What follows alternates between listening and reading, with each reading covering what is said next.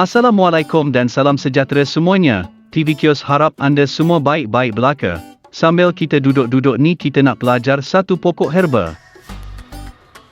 Pada hari ini kita akan pelajari sejenis pokok bunga tetapi pada zaman dahulu ia juga digunakan untuk mengubati beberapa penyakit. Pokok bunga Kaliandra.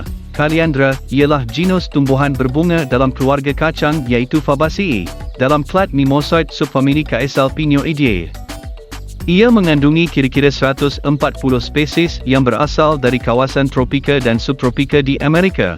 Sebab itu anda akan melihat pelbagai jenis Kaliandra yang ditanam dengan pelbagai warna. Nama spesies yang bakal kita pelajari adalah Kaliandra tergemina. Pokok ini bukan berasal dari Malaysia, maka sebab itu pokok bunga ini tidak mempunyai nama Melayu. Ia adalah pokok yang diperkenalkan kepada negara kita. Terdapat rekod yang paling awal mengatakan bahawa Kaliandra mula-mula diperkenalkan oleh pihak Belanda di Indonesia pada tahun 1936. Pokok Kaliandra tersebut diambil dari Guatemala dan ditanam di Indonesia. Selepas itu pokok Kaliandra ini tersebar ke kawasan Asia. Daunnya bersifat majmuk, bertentangan, berbentuk seperti organ buah pinggang atau paru-paru, berwarna hijau muda hingga sederhana, dengan 3 cantuman daun iaitu 2 terminal berpasangan dan 1 tunggal serta lebih kecil untuk setiap tangkai daun. Daun mudanya berwarna oranye tetapi bila matang ia menjadi hijau. Daun dan tangkai daun agak berbulu dengan bulu permukaan yang halus. Menariknya daunnya akan layu dan berlipat tutup ke dalam pada waktu malam. Bunganya berbentuk globular mimosa seperti pokok semalu. Panjang bunganya 2.5 hingga 6 cm. Setiap bunga berbentuk benang sari berfilamen merah atau merah jambu. Bunga akan bertahan selama 2 hingga 3 hari sebelum layu. Pucuk bunga yang belum dibuka menyerupai sekumpulan buah beri berwarna merah. Berbunga kelihatan seperti rerambut dan menyediakan nektar untuk burung kolibri, lebah dan rama-rama seperti Parthenus celaya iaitu Malaysian Blue Chipper. Buahnya seperti rata. Buahnya akan masak dari berwarna hijau kepada coklat. Buahnya mempunyai jidar yang menebal. Sebelum membelah terbuka secara meletup dari hujung ke pangkal, berpusing ke belakang dalam lengkungan berganda untuk mengeluarkan biji yang terpencar ke beberapa meter jauhnya.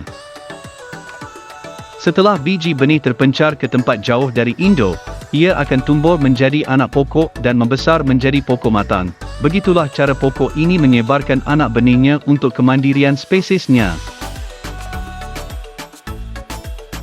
Apa yang lebih menarik adalah pokok bunga ini juga dibuat ubat tradisional. Caranya adalah dengan menggunakan bunganya. Bunga dihancurkan dan dicampur dengan air untuk merawat keradangan mata dan ulcer pada kulit.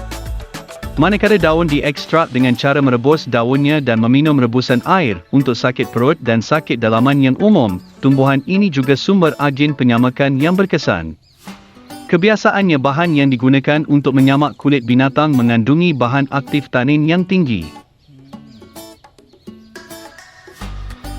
Dengan kehadiran tanin maka daun dari tumbuhan ini amat sesuai untuk menyamak kulit binatang bertujuan untuk melembutkan kulit binatang bagi memudahkan pemprosesan kulit seterusnya membolehkan kulit binatang tersebut digunakan. Tidak banyak rekod yang menyenaraikan kegunaan pokok ini dan kebanyakannya ia bukanlah kegunaan yang berasal dari Malaysia. Pada masa kini kita hanya mengenali pokok ini sebagai pokok bunga dan kegunaannya untuk mencantikkan halaman semata-mata.